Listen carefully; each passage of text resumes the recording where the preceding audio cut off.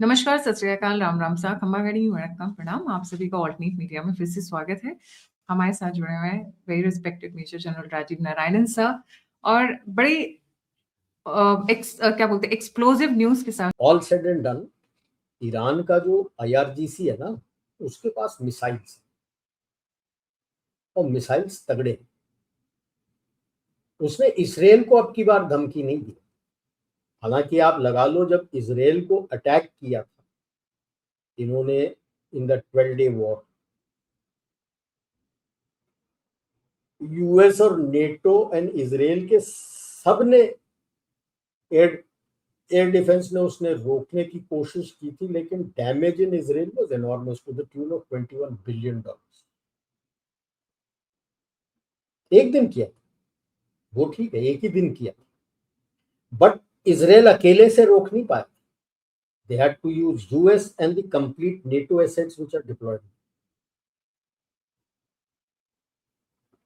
अब की बार उन्होंने चेतावनी दी है जितने भी नेबरिंग कंट्रीज हैं जहां पे US का बेस है, कि भाई साहब बेस ही नहीं, तेरा देश भी मेरा टारगेट है। तभी बैकफुट पे चले गए। पिछवाड़ा गीला हो गया और उन्होंने सब ने मिलके US को बोला है कि हम आपको एयर स्पेस नहीं देंगे। और जब ये नेटो जो बन रहा है ना, जो बोल रहे हैं Saudi Arabia, Gaza peace board, Pakistan और वो भी, one of the things also is to get a nuclear umbrella.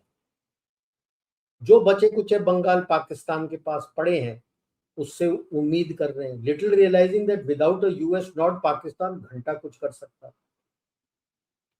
तो हुआ क्या है, जो उसके पुराने F-16 से अभी वो सऊदी अरेबिया को भेजा। Saudi Arabia also flies. क्यों भेजा है? एक तो नंबर टिक हो गया कि मैंने मदद की है, दूसरा मोस्ट इंपॉर्टेंट यार उसका मेंटेनेंस और सस्टेनेंस हो जाएगा। इसके पास पैसे थोड़ी है भिखारी के पास मेंटेन और सस्टेन करने के लिए। Saudi Arabia also flies F-16, वहां पे भी F-16 है, तो उसके मेंटेनेंस वगैरह हो जाएगा और खाना टिक हो जाएगा सऊदी के साथ कि यार मैंने मदद की। Turkey also, because they are scared of Iran, they don't know, there is news both ways कि भाई उसके पास है, वन स्क्रू अवे वॉरहेड बन जाएगा, नहीं बनेगा, बना नहीं बना डर्टी बॉम्ब तो बन जाएगा। जो फिसाइल मटेरियल है उसके साथ 450 टन हिट होने के पहले 450 टन ऑफ एनरिच्ड यूरेनियम उसमें निकाल के अलग अलग जगह स्प्रेड कर। आपने एनरिचमेंट फैसिलिटीज को तो टारगेट कर दिया, लेकिन there are 1 or 2 enrichment facilities which you don't know about, क्या है नहीं है, इज इट अ नैरेटिव। लेकिन ये 400-450 टन किधर गए? अगर 450 टन भी नहीं है, मैं कहता हूँ 150 टन है, 100 टन है, दैट इटसेल्फ इज एनॉर्मस। पूरा एनरिच्ड भी नहीं है वेपन ग्रेड के लिए, तो डर्टी बॉम्ब तो बन सकता है उसके ना, रेडियोलॉजिकल बॉम्ब जो बोलते हैं, जो जाके फोड़ दिया उसने तो वहां पे रेडिएशन फैलता रहेगा, खत्म हो गया। तो डर इस चीज का। दूसरा डर, ग्रीस, साइप्रस और इजराइल ने तो ऑलरेडी अपना डिफेंस एग्रीमेंट कर रखा है, आपके डिफेंस एग्रीमेंट उसके साथ है, UAE ने आपके साथ एग्रीमेंट, अब UAE आया, नहीं तो it was India, Israel, Greece and Cyprus, made Quad, Mediterranean का क्वाड बन चुका है। UAE और इजराइल के मदद से पूरा रेड सी का जो लेफ्ट साइड का कॉरिडोर है वो आप कंट्रोल कर रहे, starting from Somaliland right up to the Suez canal.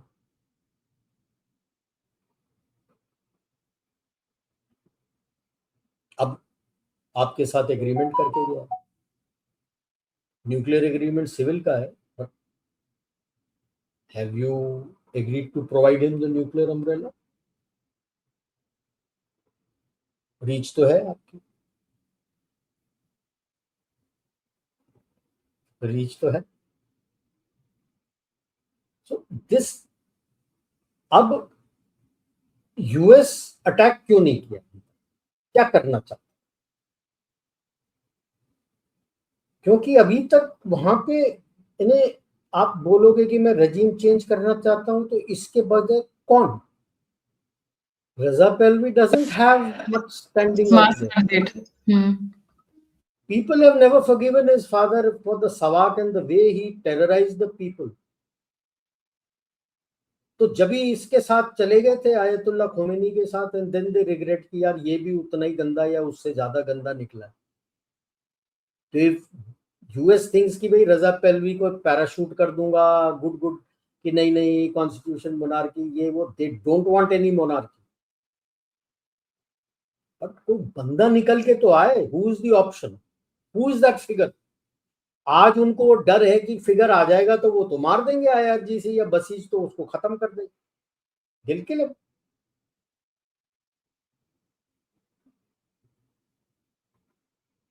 तो उनके पास बूट्स नहीं है।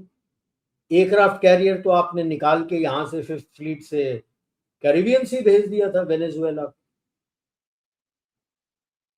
अब वेनेजुएला का पासा उल्टा पड़ गया जब भी आप वो जो ब्लॉकेड में डाल रखे हो एयरक्राफ्ट कैरियर वो निकाल नहीं गए। मनीला से एक निकाला है आपने यूएसएस अब्राहम लिंकन, जो पहुंचेगा,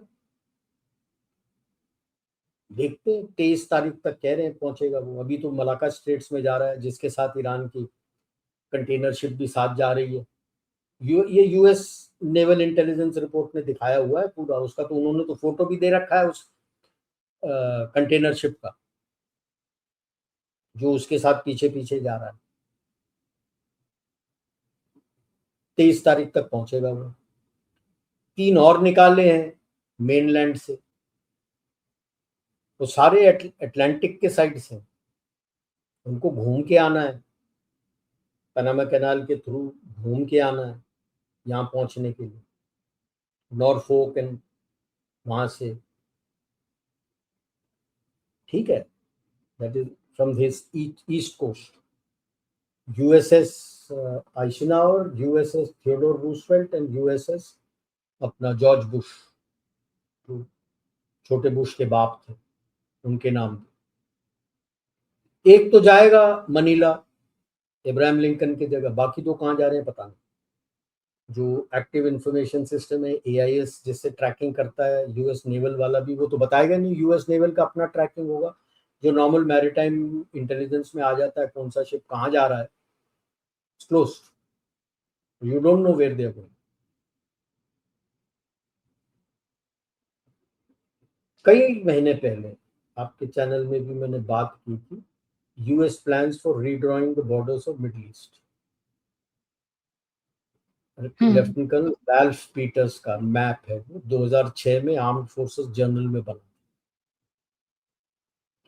उस मैप के मुताबिक ईरान में Sistan Balochistan is to go to Balochistan, north east में उसका जो अजेरी पॉपुलेशन का इलाका है, जो 4-5 डिस्ट्रिक्ट है, that is to go to Azerbaijan. उधर ही नॉर्थ ईस्ट में थोड़ा वेस्ट में 3-4 प्रोविंसेस हैं which are Kurds is to join with Iraqi Kurdistan and the greater Kurdistan जो बनेगा सीरिया से, बिकॉज सीरिया वाला तो बन चुका है, it is already joined up with the Iraqi Kurds. The only country which is now really scared is Turkey, because Israel and US are going to, along with Russia, are going to put Turkey in his place. टूटेगा Turkey टूटेगा। अभी सब देश ये चाहते हैं कि Iran में कोई पीस नहीं आना चाहिए प्रो वेस्ट। यूएस वाले भी एमआईसी वाले नहीं चाहते, बिकॉज अभी आप जान लो कि चलो कल को रेजिम चेंज हो गया, प्रो वेस्ट आ गया, वहां पे पीस हो गया, वो रिकॉग्नाइज कर लेता है इजराइल को। तो ये जो हथियार का डील सारा चाइना से सब तरफ से आता है, to Houthis, to Hezbollah, to Hamas, उसका क्या होगा?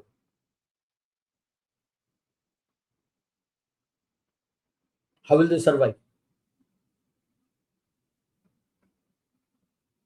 There will be generally peace there. Does US want peace there? No. Rimland को कंट्रोल कैसे करेगा? Interesting. Pushing for getting a peace some way or the other, putting pressure on EU to get a peace deal in Ukraine. तो अगर ये इलाका में piece आ गया तो उसके MI6 का तो धंधा ही बंद हो जाएगा। हाँ, क्योंकि रशिया के साथ फिर लड़ाई किस बात पे करेंगे? कोई लड़ाई बचेगी नहीं उसकी। Then he'll have to concentrate only on China। ये सब तो हाथ से गए। गाजा गया, गाजा हाथ Nobody would want a presence of US there then। Gaza हाथ से गया, आर्कटिक हाथ से गया, तो बचा क्या? चाइना ही बचा। हाँ नहीं, यहाँ पे तो अभी बेसिस बना रखे हैं ना उनको बचाने के लिए कि ईरान से मैं बचाऊंगा। ईरान में पीस हो गया, सबसे रिकग्नाइज कर लिया, हाथ मिला लिया, तो बेस किस काम का?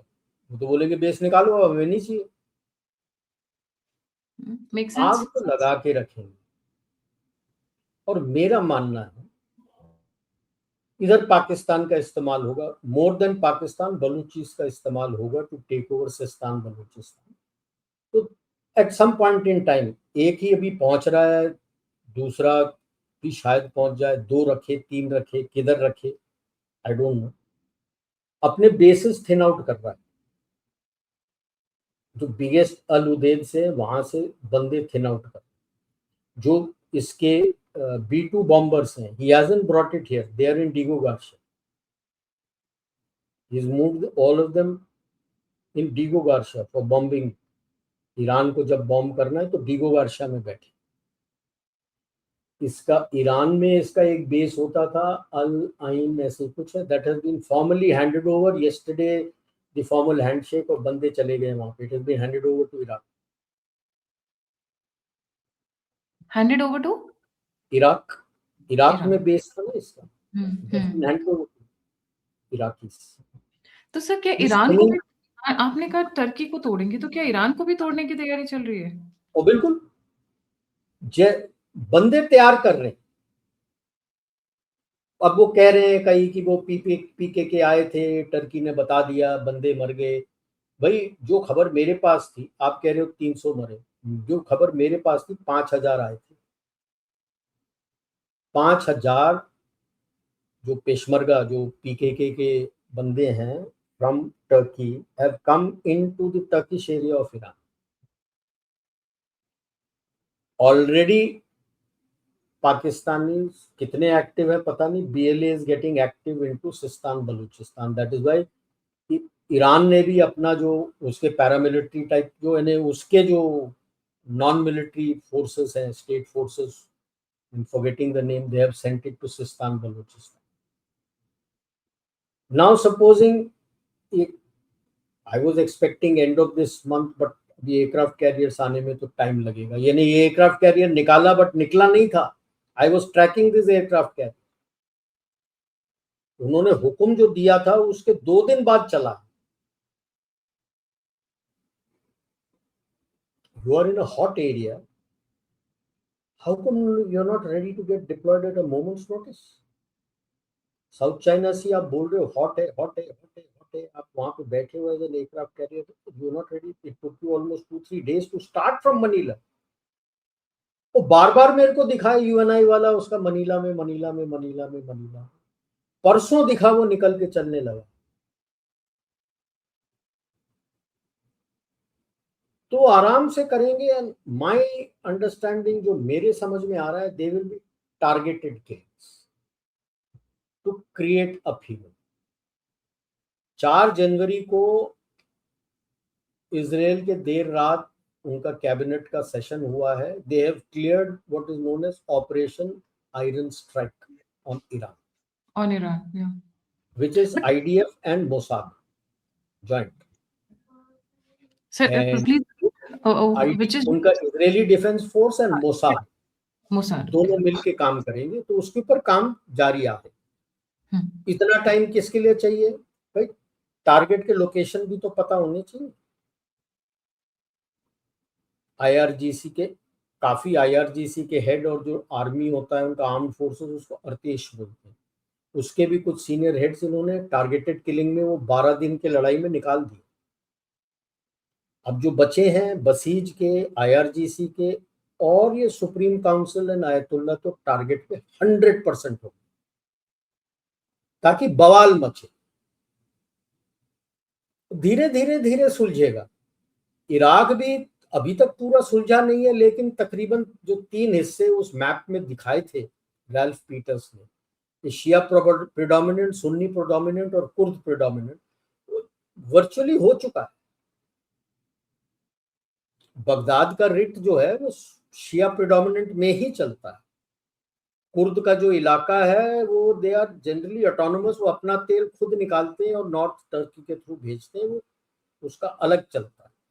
और जो सुन्नी प्रेडोमिनेंट है, mostly Fallujah and all that area mostly desert है, बंदे कम रहते हैं, लेकिन वो अपना चल जाते हैं, जैसे रहना है वो रहते हैं। सीरिया को भी तोड़ना है, काम शुरू हो चुका है। That's why Assad had to go, तो तितर बितर हो चुका है। सीरिया में कौन किस इलाके को कंट्रोल करता है पता नहीं, लेकिन जो कुर्द का इलाका है वो इराकी कुर्दिस्तान के साथ जुड़ चुका है।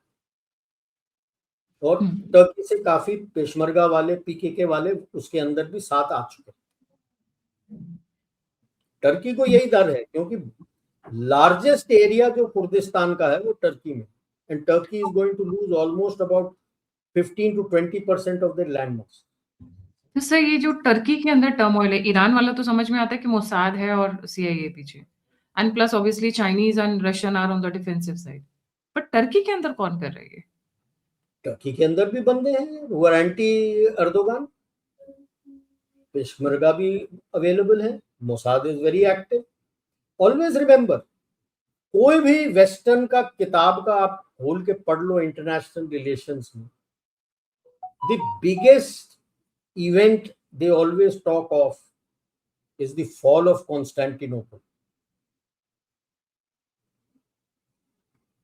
Constantinople was the capital of Eastern Roman Empire. West खत्म हो चुका था, तो Roman Empire shifted to Constantinople. उसके फॉल के बाद ऑस्ट्रो हंगेरियन एम्पायर को गया था that crown, which after that has come back to the Holy See. So the biggest catastrophe they always talk of in IR is the fall of Constantinople. तो Turkey को तो तोड़ेंगे, they as far as I see they will retrieve the European land of Turkey, तो वो खुद लेंगे। It's a matter of insult also, no, and revenge also. Yeah, अब उसने तो उनका जो हागिया सोफिया जो बड़ा कैथीड्रल होता है उसको तो अब मॉस्क बना दिया, मॉस्क में कन्वर्ट कर दिया है, तो वो इनके लिए इंसल्ट है, डीप स्टेट के लिए भी थप्पड़ है जो बहुत ज्यादा हार्डकोर क्रिश्चियनिटी ओरिएंटेड है। तो वो तो बिल्कुल, तो holy see is part of the crown council, Vatican is part of the crown council, तो उनके लिए कि तो बहुत बड़ा एजेंडा है। These are long term. अभी पाकिस्तान का भी आप देख लो वर्चुअली कि KP is suppose to go to Afghanistan, Baloch is suppose to be independent, Gilgit Baltistan is all open. एक मैप उनका, उसका map showed it with Afghanistan, और कांग्रेस में जो प्रेजेंट किया था 2013 में that shows it with India. तो Pakistan is also work in progress, खत्म हो चुका है। 2 साल मैक्स, 2 साल आई थिंक, 2 से 3 साल। उसमें सिंध लिबरेशन आर्मी भी आ चुका है, अभी Sindhis also want their to break apart. Sir पहले कितनी न्यूज आती थी अननोन गनमैन वाली, फिर उसके बाद ये ब्लास्ट हो गया, अब वो नॉर्मल लगने लगी है, और जब नॉर्मल हो जाए तो समझ लीजिए चीजें होने की बंदे नहीं मिलते तो मॉल जला देते हैं। अभी कल ही पूरी आई थिंक पुलिस स्टेशन उड़ाया है पूरा अननोन गनमैन ने, पूरा का पूरा पुलिस कराची स्टेशन। का बिगेस्ट मॉल भी जल गया है, इस तरफ भी Rana plaza which is one of the biggest malls in Dhaka that is burn to ground. तो धीरे धीरे हौले हौले, जैसे वो धीरे धीरे हिंदुओं को मारते हैं, जैसे मैं रोज न्यूज सुनती हूँ, ऐसा नहीं है, per day we don't make a video but every day they are killing Hindus in Bangladesh, one Hindu, every yes, day. ठीक है। एंड अभी उसी में जब बांग्लादेश की बात कर रहे हैं, फंडा इज वेरी क्लियर, आईसीसी वो मानेगा नहीं तो he is out and Scotland comes in. Pakistan फुदक रहा है, पाकिस्तान को बोलेंगे चिट्ठी लिख के दे, ये चिट्ठी जो भेजा है उसने, आई सपोर्ट बांग्लादेश, कैंसिल नहीं तो Pakistan will also be out. जो नेक्स्ट इन दी, इनका एक वो था अपना top 8 countries got direct entry into the world cup, और बाकियों का दे हैड अपना टूर्नामेंट, उसमें से टॉप 2 हेड का, ठीक है। Pakistan was already number 1, top 2 में वेस्ट इंडीज एंड बांग्लादेश के, नंबर 3 स्कॉटलैंड। तो बांग्लादेश नहीं तो स्कॉटलैंड आ जाएगा, और पाकिस्तान ज्यादा फुदकेगा तो उसको बोलेंगे रास्ता वहां है, चौथा जो है I am forgetting the name, वो आ जाएगा। सो फंडे अभी क्लियर हो रहे हैं, because ICC also is moving along with EU कि भाई साहब भारत के साथ नहीं खेलना है तो थैंक यू, आप चले जाओ। I don't know whether they will ban them thereafter, but there have been incident They earlier don't have 96 they don't have enough money. अगर इंडिया नहीं देता तो क्या खेलेंगे? 96 में I remember people were scared to go because India and Sri Lanka में हुआ था। श्रीलंका में काफी प्रॉब्लम्स थे एलटीटी वगैरह की। There were teams who were scared to go there. Australia, West Indies, one more था New Zealand or somebody. They played बाहर and they said कि भाई we will not go there and surrender the points to Sri Lanka. That is how Sri Lanka came into the अपना super this sixes and then came to the finals. Because मुफ्त में उनको points मिल गए थे 4 बगैर खेल। Australia को नहीं खेला, वेस्ट इंडीज को नहीं खेला, एंड ऐसे ही उनको नंबर मिल गए because you surrendered the points. This time जैसे हमने आना ही नहीं है तो they will lose out.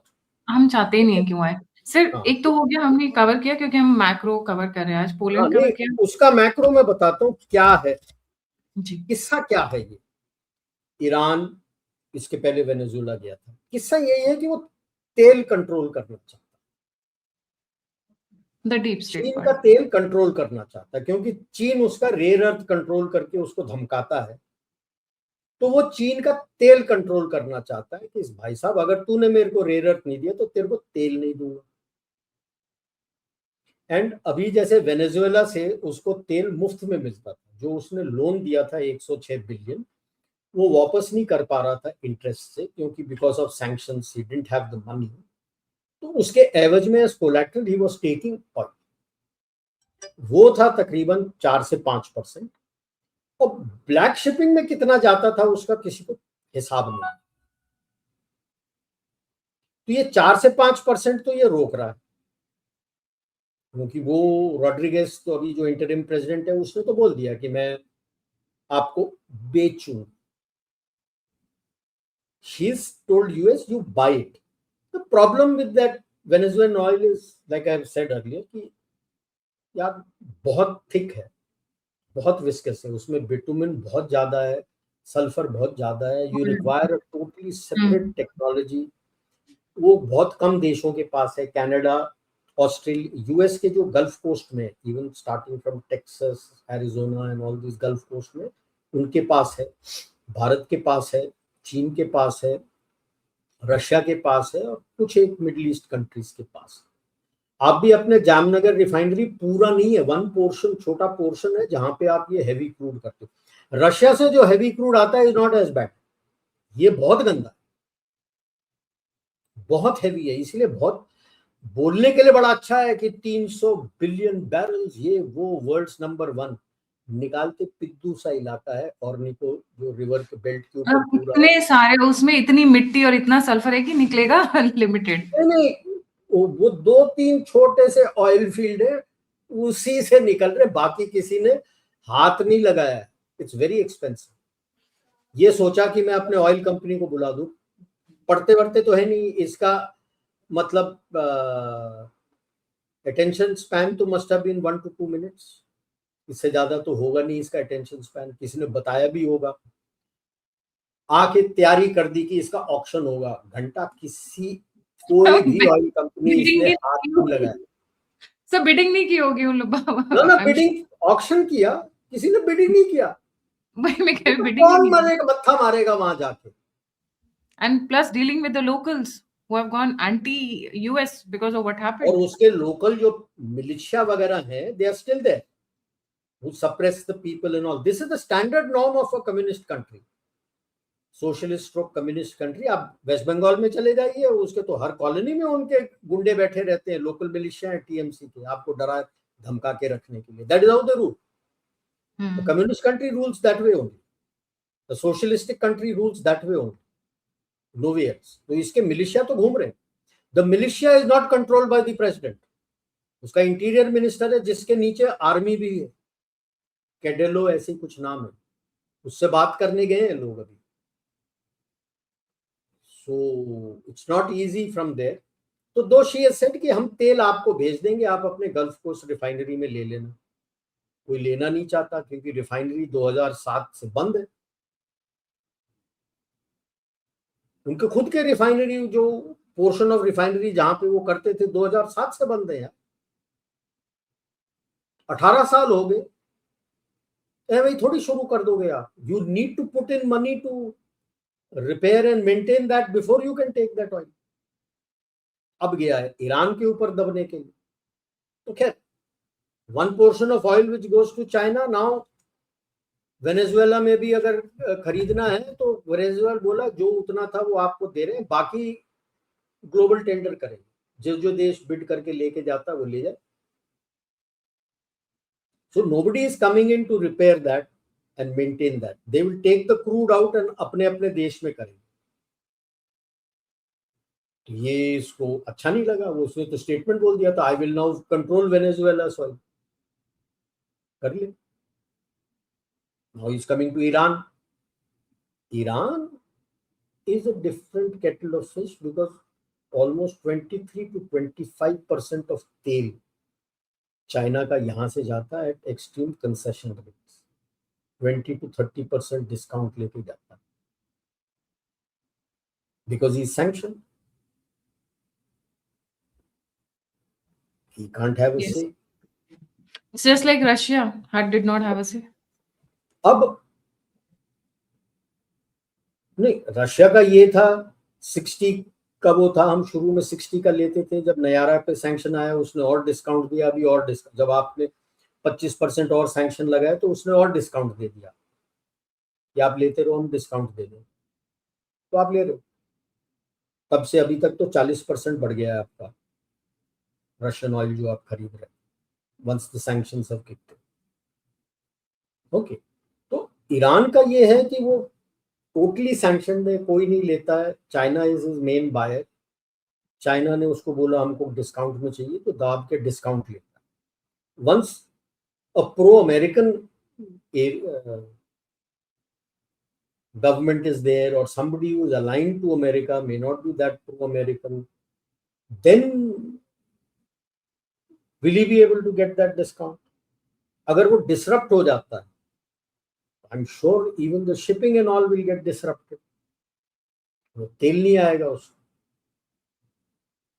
1/4 of the oil getting hit, more than a quarter of your oil getting hit, it hits you. Definitely.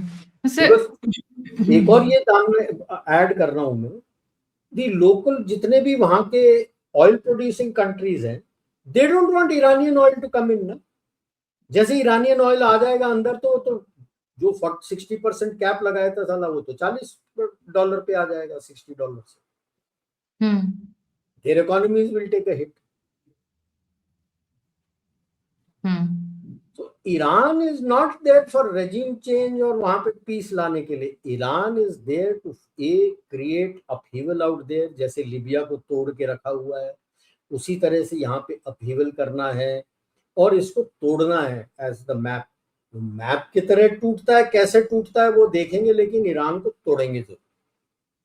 और सारे देश इस पे डरे हुए हैं, क्योंकि सीरिया में भी उसी तरह से टूट के इलाका निकल के आ रहा है, इराक हो चुका है, पाकिस्तान भी तकरीबन इसके जैसे हो रहा है। सब डरे हुए हैं कि सबकी बारी आ रही, सऊदीज की भी बारी आएगी, कतर की कैस्केडिंग भी इफेक्ट हो जाएगा। या in fact UAE will also be worried because the Yemen का इलाका काफी यूएई और ओमान के अंदर जाता है।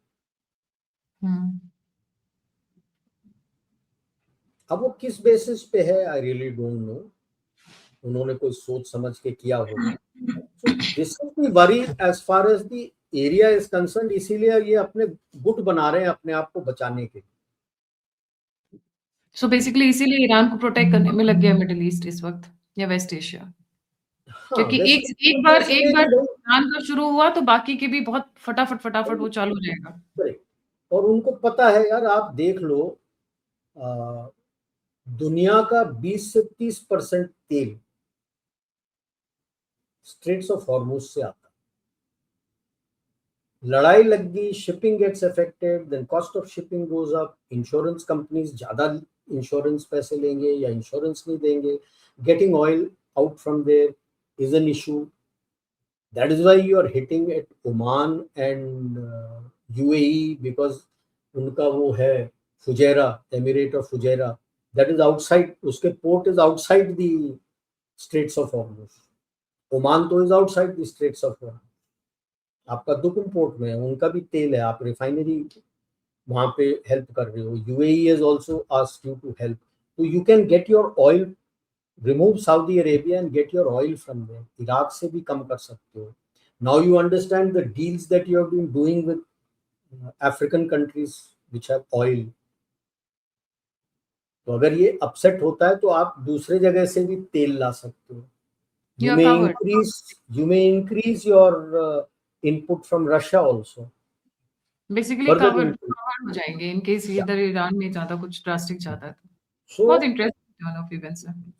This is what is Iran, and Iran अगर कोई सोचता है US and others are looking at peace, they are looking at disrupting that, कि अपने टाइम से 10-20 साल में आप सब सेटल होके जिस तरह से हम चाहते हैं वो बॉर्डर्स वगैरह बन जाएंगे। राइट जी, thank you so much. Central जो इलाका है ईरान का, that they are looking at having it as Persian, means go back to Zoroastrianism. Will it happen? I really don't know. The seeds are there. It will grow into a plant or not, we don't know. The seed, yeah. अगर आप मुझे contribute करना चाहते हैं तो दिए हुए number और यूपीआई पे आप मुझे सहायता कर सकते हैं। आप मुझसे जुड़ना चाहते हैं, राजीव सर से कोई शो रिक्वेस्ट करना चाहते हैं तो सभी के सभी लिंक्स डिस्क्रिप्शन बॉक्स में। इसी के साथ जय हिंद, जय श्री राम, हर हर महादेव। Thank you sir.